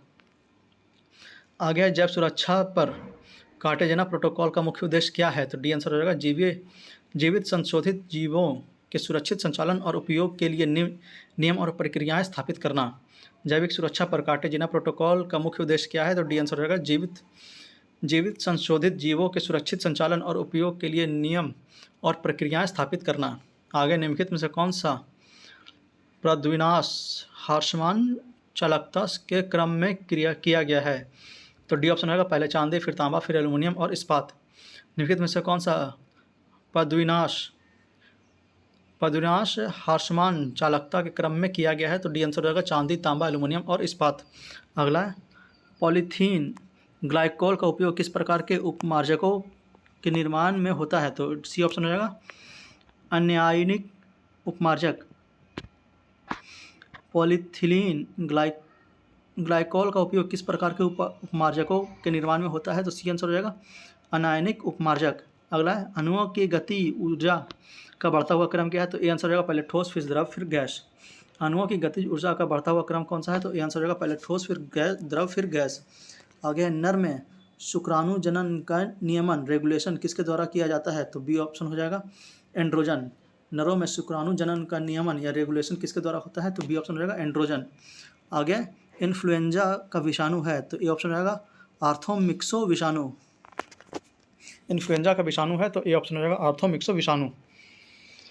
अगला प्रश्न हो जाएगा वह धातु जिसका प्रयोग अवसाद के नियंत्रण के साथ साथ अति तनाव को नियंत्रण में होता है कहलाती क्या? तो डी ऑप्शन हो जाएगा इक्वेनिन। वह औषधि जिसका प्रयोग अवसाद के नियंत्रण के साथ साथ अति तनाव के नियंत्रण में होता है कहलाती क्या? तो डी ऑप्शन हो जाएगा इक्वेनिल। आगे जठर निरोध पेप्टाइड GIP का कार्य होता है, तो ए ऑप्शन होगा जठर स्रावन की गतिशीलता को रोकना। जठर निरोध पेप्टाइड GIP का कार्य क्या होता है? तो ए ऑप्शन होगा जठर स्रावन की गतिशीलता को रोकना। आगे निम्नलिखित में से किस ऊतक में पुनरुद्भाव की अत्यधिक क्षमता पाई जाती है? तो ए ऑप्शन होगा उपकला ऊतक। निम्नलिखित में से किस ऊतक में पुनरुद्भाव की अत्यधिक क्षमता पाई जाती है? तो ए ऑप्शन हो जाएगा उपकला ऊतक। आगे प्रकाश संश्लेषण में क्रिया का अंतिम उत्पाद है, तो सी ऑप्शन हो जाएगा ऑक्सीजन। प्रकाश संश्लेषण में क्रिया का अंतिम उत्पाद क्या है? तो सी ऑप्शन हो जाएगा ऑक्सीजन। आगे लैंगिक जनन का उत्पादन समानता उत्पन्न होता है, तो सी ऑप्शन हो जाएगा नए अनुवांशिक युग्म जिसमें विभिन्नताएं होती है। लैंगिक जनन का उत्पादन समानता उत्पन्न होती है, तो सी आंसर हो जाएगा नई अनुवांशिक युग्म जिसमें विशेषता होती है, जिसमें विभिन्नता होती है। अगला है 15 नंबर, तो गृहिणी की उपकला द्वारा स्रावित कोलेस्ट्रोकाइनिन नामक जठरान नियंत्रित हार्मोन क्रमशः किन अंगों को उनके स्रावों का विसर्जन करने के लिए सक्रिय करता है? तो ए ऑप्शन होगा अग्नाशय और पित्ताशय। गृहिणी की उपकला द्वारा स्रावित कोलेस्ट्रोकाइनिन नामक जठरांतरीय हार्मोन क्रमशः किन अंगों को उनके स्रावों के विसर्जन करने के लिए सक्रिय करता है? तो ए ऑप्शन हो जाएगा अग्नाशय तथा पित्ताशय। आगे मेगास्थनीज के अनुसार मौर्यकाल समाज में स्त्रियों की दशा के संबंध में कौन सा कथन सत्य है? तो सत्ताधारी वर्ग में बहुविवाह का बढ़ता प्रचलन, यह बिल्कुल सही है। फिर सम्राट के अंगरक्षकों के रूप में उनकी नियुक्ति, यह भी सही है। विधवा विवाह की अनुमति, यह भी सही है। तलाक की अनुमति नहीं, यह बिल्कुल गलत है। तो बी आंसर रहेगा 1, 2, 3 इसमें सही है। फिर से मेगास्थनीज के अनुसार मौर्यकाल समाज में स्त्रियों की दशा के संबंध में कौन सा कथन सत्य है? तो बी ऑप्शन रहेगा 1, 2, 3 इसमें सही है। पहले देख लेते हैं। तो सत्ताधारी वर्ग में बहुविवाह का बढ़ता प्रचलन, यह बिल्कुल सही है। सम्राट के अंगरक्षकों के रूप में उनकी नियुक्ति, यह भी सही है। विधवा विवाह की अनुमति, यह भी सही है। तलाक की अनुमति नहीं, यह गलत है। तलाक की अनुमति थी। आगे दक्षिण भारत में सर्वप्रथम एक विस्तृत समाज का निर्माण किसने किया? तो ए ऑप्शन रहेगा चोल ने। दक्षिण भारत में सर्वप्रथम एक विस्तृत साम्राज्य का निर्माण किसने किया? तो ए ऑप्शन रहेगा चोल ने। आगे किस वेद में प्रचलित वैदिक युग की सभ्यता के बारे में सूचना दी गई है? तो ए ऑप्शन रहेगा ऋग्वेद। किस वेद में प्रचलित वैदिक युग की सभा के बारे में सूचना दी गई है? तो ए ऑप्शन रहेगा ऋग्वेद में।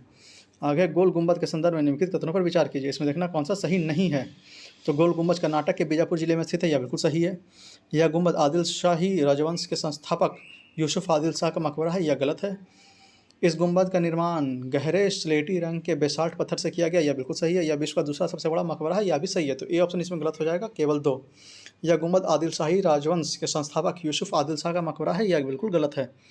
अगला प्रश्न है अपनी शक्ति को समेकित करने के बाद बलवन ने कौन सी भव्य उपाधि धारण की? तो सी ऑप्शन होगा जिले इलाही। अपनी शक्ति को समेकित करने के बाद बलवन ने कौन सी भव्य उपाधि धारण की? तो सी आंसर होगा जिले इलाही की। आगे निम्नलिखित में से किस पुस्तक को दरा शिको ने लिखा था? तो बी ऑप्शन हो जाएगा मजमा उल बहरीन। निम्नलिखित में से किस पुस्तक को दरा शिको ने लिखा था? बी आंसर हो जाएगा मजमा उल बहरीन। आगे रानी रुद्रमा देवी किस वंश से थी? तो ये बी ऑप्शन हो जाएगा काकतीय वंश से। रानी रुद्रमा देवी किस वंश से थी? तो बी ऑप्शन हो जाएगा काकतीय वंश के। आगे भारत के किस भाग में आसफ जाही राजवंश के नियमों का शासन था? तो सी आंसर हो जाएगा दक्कन प्रांत। भारत के किस भाग में आसफ जाही राजवंश के नियमों का शासन था? तो सी ऑप्शन हो जाएगा दक्कन प्रांत। आगे है यांडाबू की संधि का परिणाम के संदर्भ में निम्नलिखित कथनों पर विचार कीजिए। तो इसमें देखना कौन सा सही है। तो यांडाबू की संधि प्रथम आंग्ल बर्मा युद्ध में बर्मा की पराजय के बाद हुआ था, यह बिल्कुल गलत है।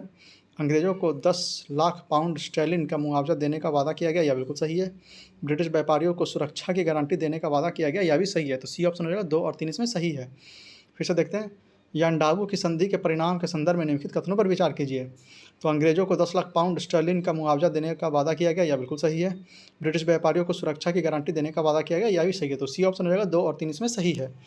अगला प्रश्न, प्रथम भारतीय किसान स्कूल की स्थापना किसने की थी? तो ए ऑप्शन हो जाएगा एन.जी. रंगा ने।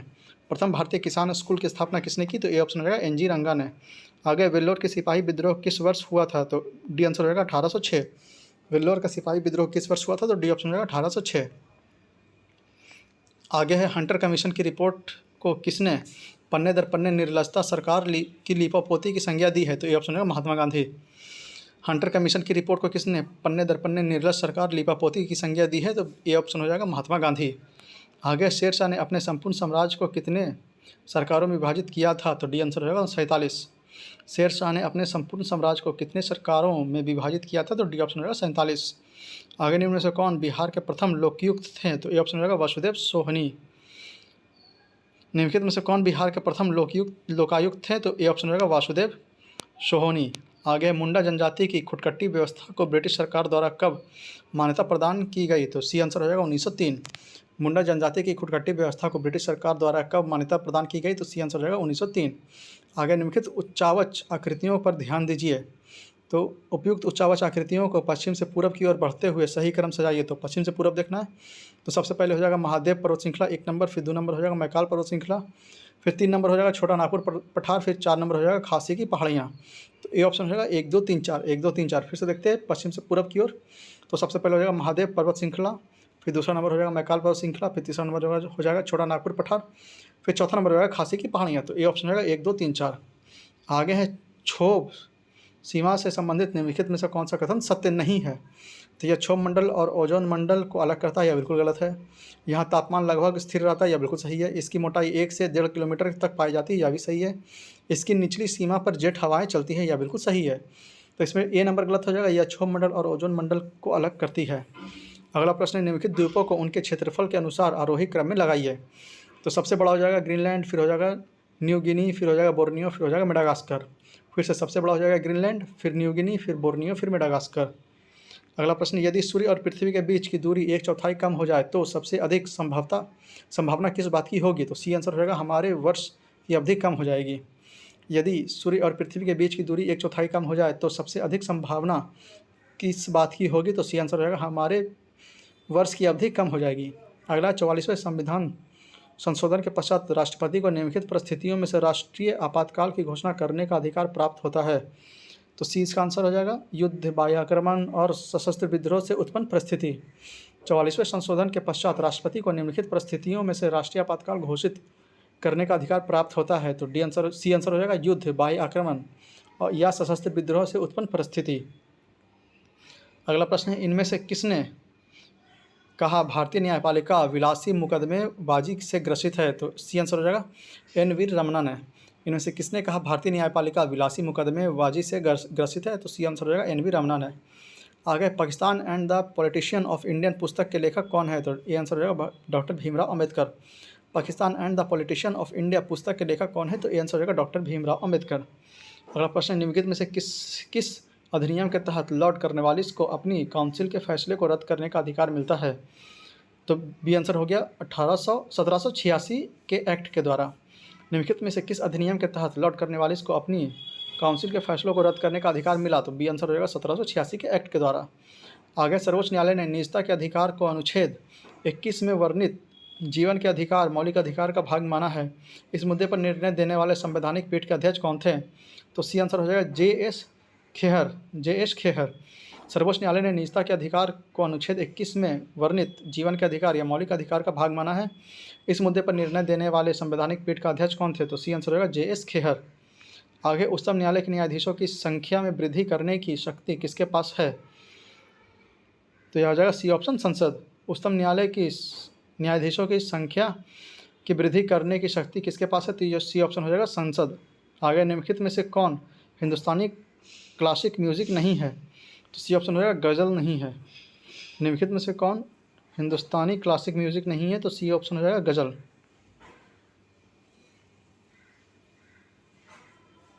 सॉरी, 41 का हो जाएगा डी, अलापना। 41 का हो जाएगा डी, अलापना। 42 का हो जाएगा माथुरी लोक नृत्य किस राज्य में प्रचलित है? तो सी आंसर हो जाएगा, तेलंगाना। माथुरी लोक नृत्य किस राज्य में प्रचलित है? तो सी ऑप्शन हो जाएगा, तेलंगाना। आगे, भारत में नैनो मिशन की शुरुआत कब की गई? तो डी आंसर हो जाएगा, 2007। भारत में नैनो मिशन की शुरुआत कब की गई? तो डी ऑप्शन हो जाएगा, 2007। आगे, हेमकुंड साहिब गुरुद्वारा किस राज्य में स्थित है? तो सी आंसर हो जाएगा, उत्तराखंड। हेमकुंड साहिब गुरुद्वारा किस राज्य में स्थित है? तो सी ऑप्शन, उत्तराखंड। अगला प्रश्न देखते हैं, 45 नंबर। अंतर्राष्ट्रीय प्रकाश दिवस कब मनाया जाता है? तो बी आंसर रहेगा, 16 मई। अंतर्राष्ट्रीय प्रकाश दिवस कब मनाया जाता है? तो बी ऑप्शन, 16 मई। आगे, माइक्रोसॉफ्ट एक्सेल में वर्गकूल निम्न में से किसका एक संग्रह होता है? तो सी आंसर रहेगा, वर्कशीट का। माइक्रोसॉफ्ट एक्सेल में वर्कबुक निम्न में से किसका एक संग्रह होता है? तो सी आंसर रहेगा, वर्कशीट का। अगला है, सार्वजनिक ऋण पर प्राप्त ब्याज किसका भाग है? तो बी ऑप्शन हो जाएगा, सरकार द्वारा अंतरण भुगतान का। सार्वजनिक ऋण पर प्राप्त ब्याज किसका भुगतान है? तो बी आंसर हो जाएगा, सरकार द्वारा अंतरिम भुगतान का। आगे है, मांग का 1 रुपया कम करने वाला प्रस्ताव क्या कहलाता है? तो ये आंसर हो जाएगा, प्रतीक कटौती। मांग का 1 रुपया कम करने वाला प्रस्ताव क्या कहलाता है? तो ये आंसर हो जाएगा, प्रतीक कटौती। आगे, निम्नलिखित में से कौन सा चट्टान में यांत्रिक उपाक्षय का परिणाम नहीं है? तो सी आंसर हो जाएगा, चट्टानों का महान कणों में विखंडन होकर नीचे गिरना। निम्न में से कौन सा चट्टान में यांत्रिक अपक्षय का परिणाम नहीं है? तो सी आंसर रहेगा, चट्टानों की महान कणों में विखंडन होकर नीचे गिरना। अगला प्रश्न है, भारत में ई अपशिष्ट प्रबंधन के लिए कानून कब से लागू है? तो ए ऑप्शन हो जाएगा, 2011। भारत में ई अपशिष्ट प्रबंधन के लिए कानून कब से लागू है? तो ए ऑप्शन हो जाएगा, 2011। यहाँ पे कुछ स्मरणीय तर्क दिया हुआ है, आइए देखते हैं। तो अभिलेख दिया हुआ है और शासक दिया हुआ है। तो किस अभिलेख का कौन सा शासक है देखते हैं। तो हाथी गुफा अभिलेख कलिंग नरेश खारवेल, हाथी गुफा अभिलेख कलिंग नरेश खारवेल। जूनागढ़ अभिलेख रुद्रदमन, जूनागढ़ अभिलेख रुद्रदमन। एहोल अभिलेख हो जाएगा पुलकेशिन द्वितीय, एहोल अभिलेख पुलकेशिन द्वितीय। मंदसौर अभिलेख हो जाएगा नरेश यशोवर्मन, मंदसौर अभिलेख नरेश यशोवर्मन। नासिक अभिलेख गौतमी बलश्री, नासिक अभिलेख गौतमी बलश्री। भित्री अभिलेख स्कंदगुप्त, भित्री अभिलेख स्कंदगुप्त। यहाँ पे सेट नंबर 3 का आंसर दिया हुआ है, आप लोग इसे देख सकते हैं। फिर आगे चलते हैं हम लोग सेट नंबर 14 पे। तो सेट नंबर 14 का पहला प्रश्न है, भारत के निम्नलिखित संगठन या निकाय में से कौन सा निकाय संवैधानिक निकाय है? तो ए ऑप्शन होगा, राष्ट्रीय पिछड़ा वर्ग आयोग। भारत के निम्नलिखित संगठनों या निकाय में से कौन सा निकाय संवैधानिक निकाय है? तो ए ऑप्शन होगा, राष्ट्रीय पिछड़ा वर्ग आयोग। आगे, भारत के राष्ट्रपति के संदर्भ में निम्नलिखित में से कौन सा कथन सही है? तो इसमें देखना है सही कौन सा है। तो भारतीय संविधान का अनुच्छेद 52 में राष्ट्रपति की योग्यता का वर्णन है या बिल्कुल गलत है। भारत में अब तक किसी भी राष्ट्रपति पर महाभियोग नहीं चलाया गया, यह बिल्कुल सही है। तो सी आंसर होगा, केवल 2 इसमें सही है। भारत में अब तक किसी भी राष्ट्रपति पर महाभियोग नहीं चलाया गया, सी ऑप्शन, केवल 2। आगे, भारतीय संविधान के राष्ट्रपति के चुनाव की प्रक्रिया किस देश के संविधान से ली गई है? तो सी आंसर हो जाएगा, आयरलैंड। भारतीय संविधान के राष्ट्रपति के चुनाव की प्रक्रिया किस देश के संविधान से ली गई है? तो सी ऑप्शन होगा, आयरलैंड। आगे, भारत में न्यायपालिका द्वारा रिट जारी करने का प्रावधान किस देश से लिया गया है? तो ये आंसर हो जाएगा, ब्रिटेन। भारत के न्यायपालिका द्वारा रिट जारी करने का प्रावधान किस देश से लिया गया है? तो ये ऑप्शन हो जाएगा, ब्रिटेन। आगे, संविधान के किस अनुच्छेद में वर्णित है कि भारत के उच्चतम न्यायालय एवं उच्च न्यायालय की समस्त कार्यवाही अंग्रेजी भाषा में होगी? तो डी आंसर होगा, अनुच्छेद 348। संविधान के किस अनुच्छेद में वर्णित है कि भारत के उच्चतम न्यायालय एवं उच्च न्यायालय की समस्त कार्यवाही अंग्रेजी भाषा में होगी? तो डी आंसर होगा, अनुच्छेद 348। आगे, संविधान के किस अनुच्छेद में कहा गया कि भारतीय संविधान का संक्षिप्त नाम भारत का संविधान है? तो बी आंसर होगा, अनुच्छेद 393 में। संविधान के किस अनुच्छेद में कहा गया कि भारतीय संविधान का संक्षिप्त नाम भारत का संविधान है? तो बी आंसर हो जाएगा, अनुच्छेद 393। आगे, निम्नलिखित नदियों पर विचार कीजिए। उपयुक्त में से कौन सी नदियाँ पूर्वी घाट से निकलती है? तो ब्राह्मणी नहीं निकलती है, नागवली निकलती है, स्वर्ण रेखा नहीं निकलती है और वंशधारा निकलती है। तो बी आंसर हो जाएगा, 2 और 4, वागवली और वंशधारा। बी आंसर 2 और 4 पूर्वी घाट से निकलती है। अगला है प्रति चक्रवात के संबंध में निम्नलिखित में से कौन सा कथन सत्य है। तो इसके केंद्र में वायु दाब उच्चतम होता है, यह बिल्कुल सही है। इसमें हवा की दिशा केंद्र से परिधि की ओर होती है, यह भी सही है। और भूमध्य रेखा भागों में इसका पूर्णतः अभाव रहता है, यह भी बिल्कुल सही। तो डी आंसर हो जाएगा इसमें से सभी इसमें सही है। फिर से देखते हैं प्रति चक्रवात के संबंध में निम्नलिखित में से कौन सा कथन सही है। तो इसके केंद्र में वायुदाब उच्चतम होता है, यह बिल्कुल सही है। इसमें हवा की दिशा केंद्र से परिधि की ओर होती है, यह भी सही है। भूमध्य रेखा भागों में इसका पूर्णतः अभाव रहता है, यह बिल्कुल सही है। तो डी हो जाएगा, इनमें से सभी सही है। अगला है महासागर की भूपर्पट्टी में मुख्य रूप से किसकी बहुलता होती है। तो ए और बी दोनों की होगी। डी ऑप्शन सिलिका और मैग्नीशियम। महासागर की भूपर्पट्टी पर मुख्य रूप से किसकी बहुलता होती है। तो सिलिका और मैग्नीशियम दोनों की होती है। तो डी ऑप्शन हो जाएगा ए और बी दोनों। आगे निम्नलिखित में से कौन सा कथन सत्य है। तो पृथ्वी की ऊपरी परत को भूपर्पट्टी कहते हैं, जिसकी मोटाई गहराई 35 किलोमीटर तक होती है, यह बिल्कुल सही है। समुद्र तल पर भूपर्पट्टी की मोटाई 5 किलोमीटर होती है, यह भी सही है। भूपर्पट्टी के नीचे मेंटल 2900 किलोमीटर की गहराई तक फैला है, यह बिल्कुल सही है। तो डी आंसर हो जाएगा, इनमें से सभी सही है। फिर से देखते हैं, पृथ्वी की ऊपरी परत को भूपर्पट्टी कहती है, जिसकी मोटाई गहराई 35 किलोमीटर तक होती है, यह बिल्कुल सही है। समुद्र तल पर भूपर्पट्टी की मोटाई 5 किलोमीटर होती है, यह भी सही है। भूपर्पट्टी के नीचे मेंटल 2900 किलोमीटर की गहराई तक फैला है, यह बिल्कुल सही है। तो डी आंसर हो जाएगा, इनमें से सभी सही है। आगे एहोल शिलालेख से संबंधित निम्नलिखित कथ्यों पर विचार कीजिए। तो देखना उपयुक्त में से कौन सा सही है। तो यह ब्राह्मी लिपि में लिखा गया, यह बिल्कुल गलत है। इसमें पुलकेशिन द्वितीय द्वारा हर्षवर्धन की पराजय का उल्लेख है, यह बिल्कुल सही है। इसे रवि कीर्ति ने लिखा था, यह भी सही है। तो सी आंसर हो जाएगा, 2 और 3 इसमें सही है, पहला नंबर गलत है। फिर से देखते हैं, एहोल शिलालेख से संबंधित निम्नलिखित कथनों पर विचार कीजिए। तो इसे पुलकेशिन द्वितीय द्वारा हर्षवर्धन की पराजय का उल्लेख है, यह बिल्कुल सही है। और इसे रवि कीर्ति ने लिखा था, यह भी सही है। तो सी आंसर हो जाएगा, 2 और 3 इसमें सही है।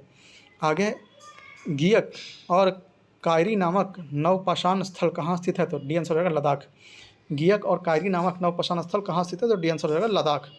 आगे प्राचीन भारत में नीलोपीटू शब्द का प्रयोग निम्नलिखित में से किसके संदर्भ में किया जाता था। तो सी आंसर हो जाएगा सार्वजनिक अभिलेख की रखरखाव के लिए। प्राचीन भारत में नीलोपीटू शब्द का प्रयोग निम्नलिखित में से किसके संदर्भ में किया जाता था। तो सी आंसर हो जाएगा सार्वजनिक अभिलेख की रखरखाव में। आगे निम्नलिखित में से कौन सा कथन सही सुमेलित है। तो किताब उल रहेला इब्न बतूता, यह बिल्कुल सही है। तुगलकनामा जियाउद्दीन, यह गलत है। शहनामा फिरदौसी, यह भी सही है। तारिक ए हिंद अबू बकर, यह बिल्कुल गलत है। तो ये इसका आंसर हो जाएगा, 1 और 3 सही है। किताब उल रहेला इब्न बतूता और शहनामा फिरदौसी, यह बिल्कुल सही है। अगला प्रश्न, निम्न में से कौन सिकंदर के साथ भारत नहीं आया था। तो बी इसका आंसर हो जाएगा, डायमेकस नहीं आया था। बाकी नियार्कस आया था, अनेस्क्रिटस आया था और अरिस्टोबुलस आया था। बी ऑप्शन रहेगा, डायमेकस नहीं आया था। आगे किस मौर्य स्तंभ के शीर्ष पर एक विशाल हाथी स्थापित किया गया है। तो सी आंसर हो जाएगा संकीसा स्तंभ पर। किस मौर्य स्तंभ के शीर्ष पर एक विशाल हाथी स्थापित किया गया है। तो सी आंसर हो जाएगा संकीसा स्तंभ पर। पानीपत के तृतीय युद्ध के पश्चात मराठा पेशवा कौन बना था। तो ये आंसर हो जाएगा माधवराव प्रथम। पानीपत के तृतीय युद्ध के पश्चात मराठा पेशवा कौन बना था। तो ये आंसर हो जाएगा माधवराव प्रथम। निम्न में से कौन फारसी का प्रथम कवि था जिसने अपनी कविता में भारतीय पर्यावरण को चित्रित किया। तो ये आंसर हो जाएगा अमीर खुसरो। निम्नलिखित में से कौन फारसी का प्रथम कवि था जिसने अपनी किताब में भारतीय पर्यावरण का चित्रण किया। तो ये आंसर हो जाएगा अमीर खुसरो। आगे निम्नलिखित नेताओं में से किसने द्वितीय गोलमेज सम्मेलन में भाग नहीं लिया। तो डी ऑप्शन होगा, डॉक्टर राजेंद्र प्रसाद ने भाग नहीं लिया था। बाकी एम एन गांधी, सरोजिनी नायडू और पंडित मदन मोहन मालवीय ने भाग लिया था। D option, doctor Rajendra Prasad ने भाग नहीं लिया था। आगे 1857 के विद्रोह के दमन के संदर्भ में कौन सा क्रम सही है। तो सबसे पहले मेरठ में हुआ, फिर दिल्ली, फिर कानपुर, फिर लखनऊ, फिर झांसी। 1857 के विद्रोह के दमन के संदर्भ में कौन सा क्रम सही है। तो ए ऑप्शन हो जाएगा, पहले मेरठ, फिर दिल्ली, फिर कानपुर, फिर लखनऊ, फिर झांसी।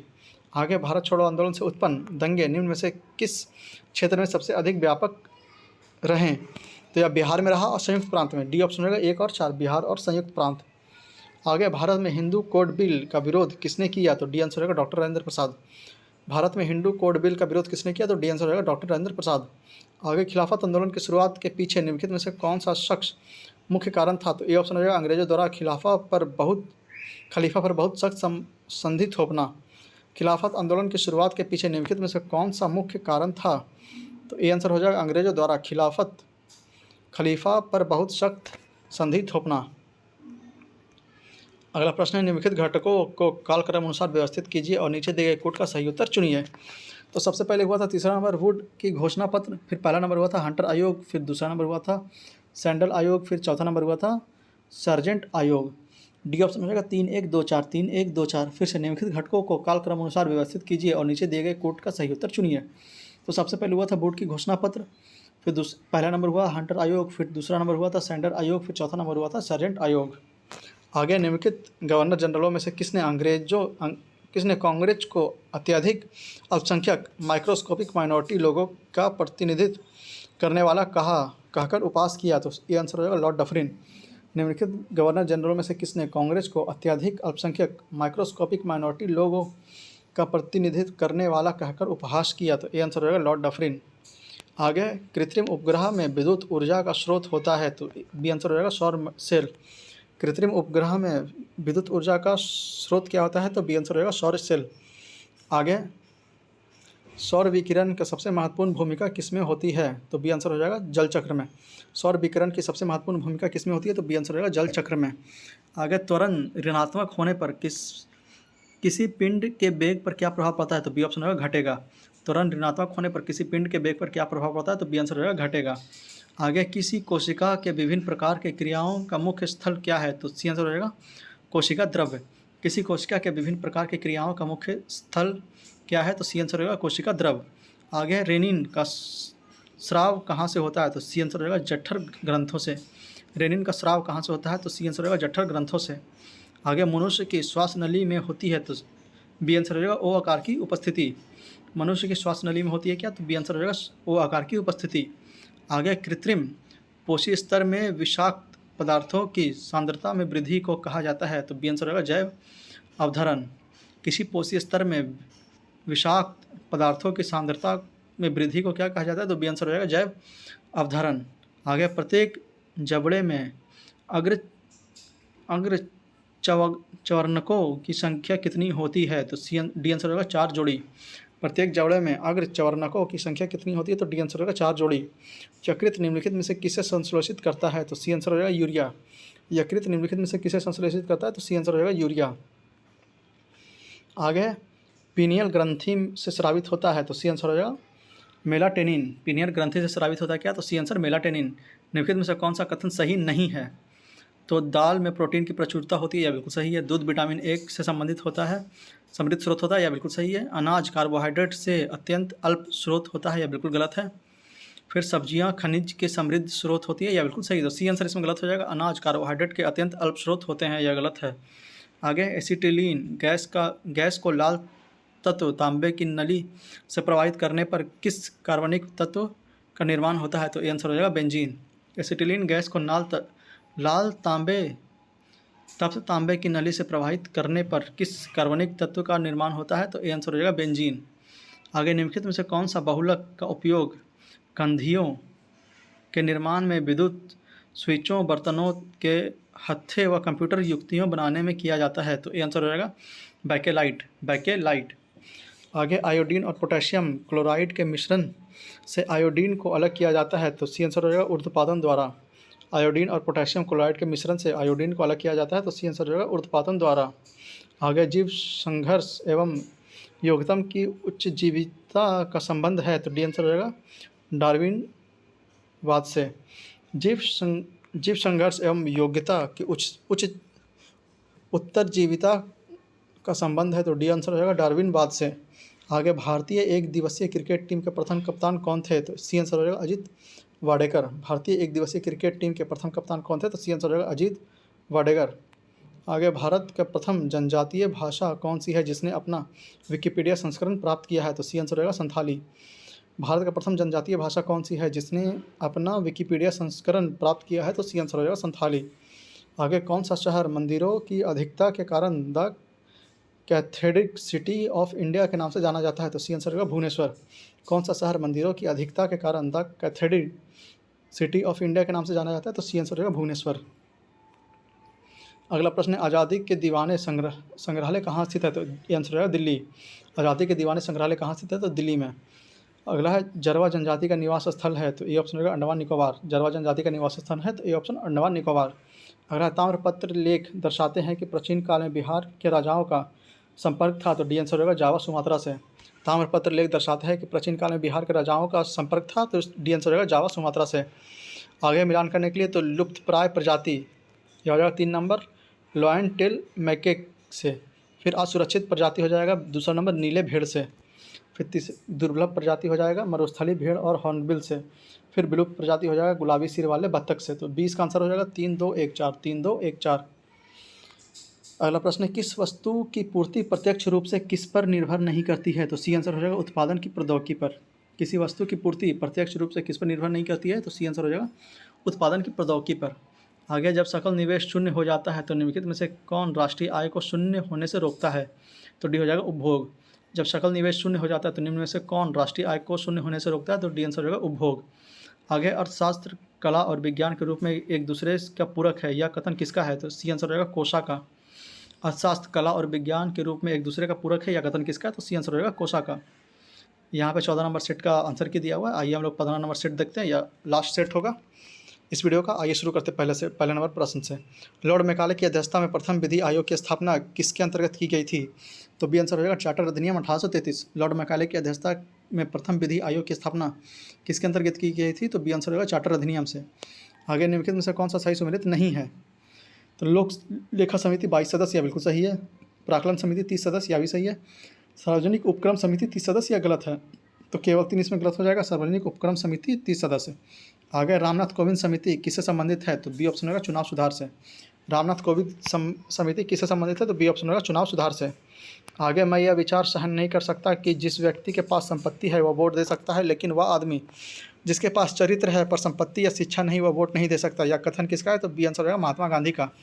फिर से देखते हैं, मैं यह विचार सहन नहीं कर सकता कि जिस व्यक्ति के पास संपत्ति है वह वोट दे सकता है, लेकिन वह आदमी जिसके पास चरित्र है या पर संपत्ति नहीं, शिक्षा नहीं, वो वोट नहीं दे सकता। तो बी आंसर होगा महात्मा गांधी। आगे, न्यायमूर्ति यूसी बनर्जी आयोग का गठन निम्नलिखित में से किस की जांच के लिए किया गया था? तो ये आंसर हो जाएगा वर्ष 2002 की गोधरा घटना की जांच के लिए।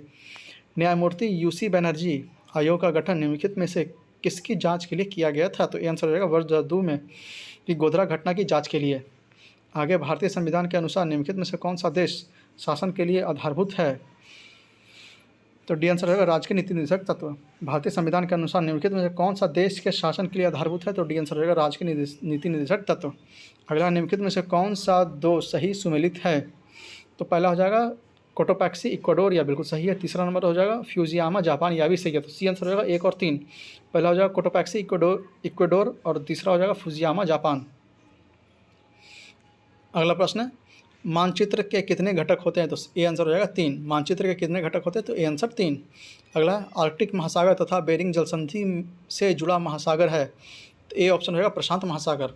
आर्कटिक महासागर तथा बेरिंग जलसंधि से जुड़ा महासागर कौन सा है? तो ए आंसर होगा प्रशांत महासागर। आगे, चक्रवात एवं प्रतिचक्रवात निम्न में से किस प्रकार के पवन का उदाहरण है? तो सी आंसर होगा मौसमी पवन। चक्रवात एवं प्रतिचक्रवात निम्न में से किस प्रकार के पवन का उदाहरण है? तो सी आंसर होगा मौसमी पवन। आगे, गुप्तकालीन प्रमुख मंदिर स्तूप में कौन सा बेमेल है? तो सारनाथ धामे का स्तूप बिल्कुल सही है। नालंदा बुद्ध विहार, यह भी सही है। भीतरगांव विष्णु मंदिर, यह गलत है। तो सी आंसर इसमें गलत हो जाएगा भीतरगांव विष्णु मंदिर। आगे, निम्न में से किस मत के अनुयायियों को पंचार्थिक भी कहा जाता था? तो ए आंसर हो जाएगा पशुपति। निम्नलिखित में से किस मत के अनुयायियों को पंचार्थिक भी कहा जाता था? तो ए आंसर हो जाएगा पशुपत। आगे, निम्न में से किस हड़प्पा स्थल से कांसे का दर्पण मिला है? तो ए आंसर हो जाएगा हड़प्पा। निम्नलिखित में से किस हड़प्पा स्थल से कांसे का दर्पण मिला है? तो ए आंसर हो जाएगा हड़प्पा। आगे, सिखों की राखी व्यवस्था के अंतर्गत उपज का कितनी प्रतिशत हिस्सा संरक्षण के लिए लिया जाता था? तो सी आंसर हो जाएगा 20%। सिखों की राखी व्यवस्था के अंतर्गत उपज का कितना प्रतिशत हिस्सा संरक्षण के लिए लिया जाता था? तो बी आंसर होगा 20%। आगे, निम्न से किसे पाल वंश का दूसरा संस्थापक माना जाता है? तो डी आंसर होगा महिपाल। निम्नलिखित में से किसे पाल वंश का दूसरा संस्थापक माना जाता है? तो डी आंसर होगा महिपाल। आगे, विजयनगर साम्राज्य के किस वंश का स्थापना सबसे पहले हुई थी? तो सी आंसर हो जाएगा संगम वंश। विजयनगर साम्राज्य के किस वंश की स्थापना सबसे पहले हुई थी? तो सी आंसर हो जाएगा संगम वंश। आगे, निम्नलिखित में से किसकी उपाधि दुर्रे दुर्रानी युग का मोती था? तो सी आंसर हो जाएगा अहमद शाह अब्दाली। निम्नलिखित में से किसकी उपाधि दुर्रे दुर्रानी युग का मोती था? तो सी आंसर हो जाएगा अहमद शाह अब्दाली। अगला प्रश्न, किसने कहा था कांग्रेस आंदोलन ना तो लोगों द्वारा प्रेरित ना ही यह उनके द्वारा सोचा या योजनाबद्ध किया गया था? तो बी आंसर होगा सर सैयद अहमद खां। किसने कहा था कांग्रेस आंदोलन ना तो लोगों द्वारा प्रेरित ना ही यह उनके द्वारा सोचा या योजनाबद्ध किया गया था? तो बी आंसर होगा सर सैयद अहमद खां। आगे राजनीतिक सुधारों को लेकर विरोध करने वाले पहले भारतीय कौन थे? तो सी आंसर हो जाएगा राजा राम मोहन रॉय। राजनीतिक सुधारों को लेकर विद्रोह करने वाले पहले भारतीय कौन थे? तो सी आंसर हो जाएगा राजा राम मोहन रॉय। आगे निम्नलिखित में से कौन सा सुमेलित नहीं है? तो एशियाटिक सोसाइटी ऑफ बंगाल 1784 बिल्कुल सही है। एशियाटिक सोसाइटी ऑफ बॉम्बे 1804 यह भी सही है। Royal Asiatic Society of Britain 1823 यह भी सही है। Land Holder Society of Bengal 1844 यह गलत है। Land Holder Society of Bengal 1844 यह गलत है। अगला, कांग्रेस के निम्नलिखित नेताओं में से कौन एक पूरी तरह से कैबिनेट मिशन योजना के पक्ष में था? तो सी ऑप्शन हो जाएगा सरदार वल्लभ भाई पटेल। कांग्रेस के निम्नलिखित नेताओं में से कौन एक पूरी तरह से कैबिनेट मिशन की योजना के पक्ष में था? तो सी आंसर हो जाएगा सरदार वल्लभ भाई पटेल। आगे, भारतीय समाज में महिलाओं एवं बालिकाओं की शिक्षा हेतु सर्वाधिक प्रयास किसने किया था? तो बी आंसर हो जाएगा पंडित रमाबाई ने। भारतीय समाज में महिलाओं एवं बालिकाओं की शिक्षा हेतु सर्वाधिक प्रयास किसने किया था? तो बी आंसर हो जाएगा पंडित रमाबाई। अगला प्रश्न है, कांग्रेस के नरम दल के नेताओं का आंदोलन की पहली थी? तो बी आंसर हो जाएगा राजा बाम बंध आंदोलन। कांग्रेस के नरम दल के नेताओं का आंदोलन की पहली क्या थी? तो राजा बाम बंध आंदोलन। आगे, पूरब का साम्राज्य हमारे पैरों पर है यह कथन किस आंग्ल मैसूर युद्ध से संबंधित है? तो डी आंसर होगा चतुर्थ। पूरब का साम्राज्य हमारे पैरों पर है यह कथन किस आंग्ल मैसूर युद्ध से संबंधित है? तो डी आंसर होगा चतुर्थ। आगे, ब्रिटिश काल के संदर्भ में निम्नलिखित कथनों पर विचार कीजिए, इसमें देखना कौन सा सही है। तो 1935 के गवर्नमेंट ऑफ इंडिया एक्ट में प्रांतीय स्वायत्तता का प्रावधान किया गया था, यह बिल्कुल गलत, यह बिल्कुल सही है। 1937 के चुनाव में संयुक्त प्रांत में कांग्रेस के साथ मिलकर सरकार बनाने के लिए मुस्लिम लीग के प्रस्ताव को कांग्रेस ने स्वीकार कर लिया, यह बिल्कुल गलत है। तो ए आंसर हो जाएगा केवल एक इसमें सही है। फिर से 1935 के गवर्नमेंट ऑफ इंडिया एक्ट में प्रांतीय स्वायत्तता का प्रावधान किया गया था, यह बिल्कुल सही है। ये आंसर हो जाएगा केवल एक। आगे, किस शुष्क सेल में विद्युत का उत्पादन कैसे होता है? तो ए ऑप्शन हो जाएगा रासायनिक ऊर्जा। किसी शुष्क सेल में विद्युत का उत्पादन कैसे होता है? तो ए आंसर हो जाएगा रासायनिक ऊर्जा। आगे, स्थिर या गतिज अवस्था में परिवर्तन का प्रतिरोध करने की एक वस्तु का प्रकृति से क्या कहा जाता है? तो ए आंसर हो जाएगा जड़त्व। किसी स्थिर या गतिज अवस्था में परिवर्तन के प्रतिरोध करने की एक वस्तु की प्रकृति को क्या कहा जाता है? तो आंसर हो जाएगा जड़त्व। अगला प्रश्न हो जाएगा, किस द्रव्य के वाष्पन की दर किस पर निर्भर नहीं करती है? तो सी आंसर हो जाएगा द्रव्यमान पर। किसी द्रव के वाष्पन की दर किस पर निर्भर नहीं करती है? तो सी आंसर हो जाएगा द्रव्यमान पर। आगे, पादपों द्वारा किस प्रक्रम में ग्लूकोज का निर्माण होता है? तो बी आंसर हो जाएगा प्रकाश संश्लेषण। पादपों द्वारा किसी प्रक्रम में ग्लूकोज का निर्माण होता है, तो बी आंसर हो जाएगा प्रकाश संश्लेषण। मानव में वक्री के कार्य निम्न से क्या है? तो बी आंसर हो जाएगा उत्सर्जन। मानव में विकिरणाओं का कार्य क्या है? तो बी आंसर होगा उत्सर्जन। आगे, महिलाओं में मादा हार्मोन एस्ट्रोजन किसके द्वारा स्रावित होती है? तो डी आंसर होगा अंडाशय। मानव में मादा हार्मोन एस्ट्रोजन किसके द्वारा स्रावित होती है? तो डी आंसर होगा अंडाशय। आगे, यौन प्रजनन में अभिभावक का योगदान कितना होता है? तो ये आंसर हो जाएगा उनके गुणसूत्रों से आधा। यौन प्रजनन में अभिभावक के योगदान कितना होता है? तो आंसर हो जाएगा उनके गुणसूत्रों का आधा। आगे, ल्यूकोडर्मा बीमारी का संबंध किससे है? तो आंसर हो जाएगा त्वचा से। ल्यूकोडर्मा बीमारी का संबंध किससे है? तो आंसर त्वचा से। आगे, सूखा रोग निम्न में से किसे प्रभावित करता है? तो बी ऑप्शन होगा कंकाल तंत्र। सूखा रोग निम्न में से किसे प्रभावित करता है? तो बी आंसर हो जाएगा कंकाल तंत्र। आगे, ऐसा कवक जो अपने भोजन के लिए विशेषकर कीड़ों पर निर्भर रहता है उन्हें क्या कहा जाता है? तो आंसर हो जाएगा एंटोमोपैथोजेनिक। ऐसे कवक जो अपने भोजन के लिए विशेषकर कीड़ों पर निर्भर रहता है उसे क्या कहता है? तो ए आंसर हो जाएगा एंटोमोपैथोजेनिक। आगे, निम्न में से कौन बढ़ते भ्रूण के लिए पोषण उत्तक का कार्य करता है? तो डी आंसर हो जाएगा भ्रूणपोष। निम्न में से कौन बढ़ते भ्रूण के लिए पोषक उत्तक का कार्य करता है? तो डी आंसर हो जाएगा भ्रूणपोष। आगे, प्रायः कार्बनिक यौगिक में उपस्थित बांधों की प्रकृति होती है? तो बी आंसर हो जाएगा सहसंयोजक। प्रायः कार्बनिक यौगिक में उपस्थित बांधों की प्रकृति होती है? तो बी आंसर होगा सहसंयोजक। आगे, प्राकृतिक रबड़ निम्नलिखित में से किसका बहुलक है? तो सी आंसर हो जाएगा आइसोप्रीन का। प्राकृतिक रबड़ निम्नलिखित में से किसका बहुलक है? तो सी आंसर हो जाएगा आइसोप्रीन का। साइक्लोट्रॉन किसको त्वरित करने के लिए प्रयुक्त किया जाता है? तो बी आंसर हो जाएगा प्रोटीन। साइक्लोट्रॉन किसको त्वरित करने के लिए प्रयुक्त किया जाता है? तो बी आंसर हो जाएगा प्रोटीन। भारत के किस शहर में मरुस्थल की राजधानी कहा जाता है? तो डी आंसर होगा जैसलमेर। भारत के किस शहर को मरुस्थल की राजधानी कहा जाता है? तो डी आंसर होगा जैसलमेर। आगे, इलेक्शन एटलस ऑफ इंडिया किसकी कृति है? तो बी आंसर होगा आर के Thakral. Election Atlas of India किसकी कृति है? तो बी आंसर होगा आर के ठकराल। 1961 में बेलग्रेड में गुटनिरपेक्ष आंदोलन का प्रथम सम्मेलन में कुल कितने देश ने भाग लिया? तो बी आंसर हो जाएगा 25। 1961 में बेलग्रेड में गुटनिरपेक्ष आंदोलन के प्रथम संश्लेषण में कुल कितने देश ने भाग लिया? तो बी ऑप्शन हो जाएगा 25। आगे कॉमरेड नामक समाचार पत्र के संपादक कौन थे? तो डी आंसर हो जाएगा मोहम्मद अली। कॉमरेड नामक समाचार पत्र के संस्थापक कौन थे? तो डी ऑप्शन हो जाएगा मोहम्मद अली। आगे अछूत जातियों के संबंध में हरिजन शब्द का प्रयोग सर्वप्रथम किसने किया? तो महात्मा गांधी ने किया। अछूत जातियों के संबंध में हरिजन शब्द का प्रयोग सर्वप्रथम किसने किया? तो बी ए आंसर हो जाएगा महात्मा गांधी ने किया। आगे नेताजी एंड गांधी पुस्तक किसने लिखी? तो बी आंसर हो जाएगा बी के अहलुवालिया ने।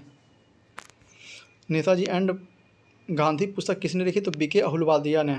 आगे शेरशाह द्वारा पटना के नवनिर्माण का वर्णन किस रचना में मिलता है? तो डी आंसर हो जाएगा तारीख दाऊदी। शेरशाह द्वारा पटना के नवनिर्माण का वर्णन किस रचना में मिलती है? तो डी आंसर होगा तारीख दाऊदी। आगे भारत के निम्नलिखित वन्यजीव अभयारण्यों पर विचार कीजिए। तो दक्षिण से उत्तर की ओर इनकी स्थिति के अनुसार उपयुक्त वन्यजीव अभयारण्य का सही कालक्रम निम्नलिखित में से कौन सा है? तो पहले हो जाएगा सी नंबर हो जाएगा, पहले हो जाएगा दू भद्रा, फिर तीसरा नंबर हो जाएगा सिमलीपाल, फिर चौथा नंबर हो जाएगा पंचमढ़ी, फिर पहला नंबर हो जाएगा शिकारी देवी। फिर से पहले दूसरा नंबर हो जाएगा भद्रा, फिर तीसरा नंबर हो जाएगा सिमलीपाल, फिर चौथा नंबर हो जाएगा पंचमढ़ी, फिर पहला नंबर हो जाएगा शिकारी देवी। अगला है मनी लॉन्ड्रिंग बिल का उद्देश्य क्या है? तो सी ऑप्शन हो जाएगा अवैध रूप से प्राप्त किए गए धन की आवाजाही पर निगरानी रखना। मनी लॉन्ड्रिंग बिल का उद्देश्य क्या है? तो सी आंसर हो जाएगा अवैध रूप से प्राप्त किए गए धन की आवाजाही पर निगरानी रखना। अगला प्रश्न है 18वीं सदी में बंगाल के वस्त्र उद्योग के पतन के लिए उत्तरदायी कारण था। तो सी आंसर हो जाएगा ब्रिटेन को निर्यात करने वाले माल पर उच्च तट कर। 18वीं सदी में बंगाल में वस्त्र उद्योग के पतन के लिए उत्तरदायी कारण क्या था? तो सी आंसर हो जाएगा ब्रिटेन को निर्यात करने वाले माल पर उच्च तट कर। आगे मूल्य वृद्धि के क्या प्रभाव हैं? तो सी आंसर हो जाएगा निवेश पर विपरीत प्रभाव। मूल्य वृद्धि के क्या प्रभाव हैं? तो सी आंसर होगा निवेश पर विपरीत प्रभाव। आगे स्मरणीय तथ्य दिए हुए हैं बौद्ध धर्म से रिलेटेड, तो आइए देखते हैं। बौद्ध धर्म के संस्थापक थे गौतम बुद्ध। गौतम बुद्ध का जन्म 563 ईसा पूर्व लुम्बिनी नेपाल में हुआ था। गौतम बुद्ध का जन्म 563 ईसा पूर्व लुम्बिनी नेपाल में हुआ था। इनकी मृत्यु 483 ईसा पूर्व कुशीनगर उत्तर प्रदेश में हुई। इनकी मृत्यु 483 ईसा पूर्व कुशीनगर उत्तर प्रदेश में हुई। इनके बचपन का नाम सिद्धार्थ था। इनके पिता का नाम शुद्धोधन तथा माता का नाम महामाया देवी थी। इनके पिता का नाम सिद्धार्थ तथा माता का नाम महामाया देवी था। बुद्ध को 6 वर्ष के कठिन तपस्या के उपरांत 35 वर्ष की आयु में फाल्गु नदी के किनारे ज्ञान की प्राप्ति हुई। बुद्ध को 6 वर्ष की कठिन तपस्या के उपरांत 35 वर्ष की आयु में फाल्गु नदी के किनारे ज्ञान की प्राप्ति हुई। बुद्ध ने अपना पहला एवं सर्वाधिक उपदेश क्रमशः सारनाथ एवं श्रावस्ती में दिया। बुद्ध ने अपना पहला एवं सर्वाधिक उपदेश क्रमशः सारनाथ एवं श्रावस्ती में दिया। बौद्ध धर्म में आत्मा की परिकल्पना नहीं है जबकि पुनर्जन्म का मान्यता है। बौद्ध धर्म में आत्मा की परिकल्पना नहीं है जबकि पुनर्जन्म की मान्यता है। बौद्ध संघ में सम्मिलित होने की न्यूनतम आयु 15 वर्ष है। बौद्ध संघ में सम्मिलित होने की न्यूनतम आयु 15 वर्ष है। गौतम बुद्ध ने अम्रपाली को सर्वसम्मति से स्त्री रत्न घोषित किया। गौतम बुद्ध ने अम्रपाली को सर्वसम्मति से स्त्री रत्न घोषित किया। सर एडविन अर्नाल्ड ने गौतम बुद्ध को एशिया का ज्योतिपुंज कहा। सर एडविन अर्नाल्ड ने गौतम बुद्ध को एशिया का ज्योतिपुंज कहा। यहाँ पे दिया हुआ है चारों समिति जो भी गौतम बुद्ध का हुआ था, 4 समिति, वर्ष, स्थान, अध्यक्ष और शासनकाल। तो प्रथम संगति हुआ था 483 ईसा पूर्व में राजगीर में, महाकश्यप इसके अध्यक्ष थे और अजातशत्रु उस समय का शासक था। द्वितीय संगति हुआ था 383 ईसा पूर्व में, वैशाली में हुआ था, सावाकामी अध्यक्ष थे और शासनकाल था कालाशोक का। तृतीय संगति हुआ था 250 ईसा पूर्व में, पाटलिपुत्रा में मोगलीपुत्र द्वारा कराया गया था और शासक इसका था अशोक। चतुर्थ बौद्ध संगति हुआ था 98 ईस्वी में, कुंडलवन में हुआ था, वसुमित्र इसके अध्यक्ष थे और कनिष्क इसका शासनकाल में था। फिर से प्रथम संगति हुआ 483 ईसा पूर्व में, राजगीर में हुआ, महाकश्यप इसके अध्यक्ष थे और अजातशत्रु इस समय शासक था। द्वितीय बौद्ध संगति हुआ 383 ईसा पूर्व में, वैशाली में हुआ, सावाकामी इसके अध्यक्ष थे और शासन काल था कालाशोक का। तृतीय संगति हुआ 250 ईसा पूर्व में, पाटलिपुत्र इसका स्थान था, मोगलीपुत्र इसके अध्यक्ष थे और शासनकाल अशोक का था। चतुर्थ संगति हुआ था 93 ईस्वी में, कुंडल वन स्थान था, अध्यक्ष थे वसुमित्र और शासनकाल था कनिष्क का। और यहाँ 15 नंबर सेट का हमारा आंसर की है और इसी के साथ यह वीडियो यहाँ पर समाप्त होता है। हम लोगों ने 5 सेट कर करके वीडियो बना रहे हैं, तो आप लोग इसे ज़रूर देखिएगा और आप कमेंट बॉक्स में ज़रूर बताइएगा आपको हमारे यहाँ पहल कैसी लग रही है और आप इसे कितने लाभान्वित हो रहे हैं। और इस वीडियो को ज़्यादा से ज़्यादा शेयर कीजिएगा उन लोगों तक जो इस बार का 71 बीपीएससी प्री देने वाले हैं और किसी भी अन्य एग्जाम देने वाले हैं जिसमें कि जीके जीएस की अहम भूमिका रहती है, उन लोगों तक इस वीडियो को जरूर पहुँचाएगा ताकि उन्हें इस वीडियो का पूरा लाभ मिल सके। और आपसे फिर से ये अनुरोध रहेगा कि अगर आप लोग हमारे चैनल पे नए हैं और अभी तक हमारे चैनल को सब्सक्राइब नहीं किया तो प्लीज़ प्लीज़ प्लीज़ इसे सब्सक्राइब करके हमें सपोर्ट करें, ताकि हम जब भी कोई नया वीडियो इसका डालें तो इसे आप तक पहुंचाने में हमें आसानी हो। मिलते हैं आपसे अगले वीडियो लेक्चर में, तब तक के लिए पढ़ते रहें, रिवीजन करते रहें। जितना ज़्यादा रिवाइज कीजिएगा उतना ही अच्छा आपके लिए रहेगा और उतना ही मार्क्स आप लोग एग्जाम में ला पाइएगा। तो मिलते हैं आपसे अगले वीडियो लेक्चर में, तब तक के लिए जय हिंद, जय भारत।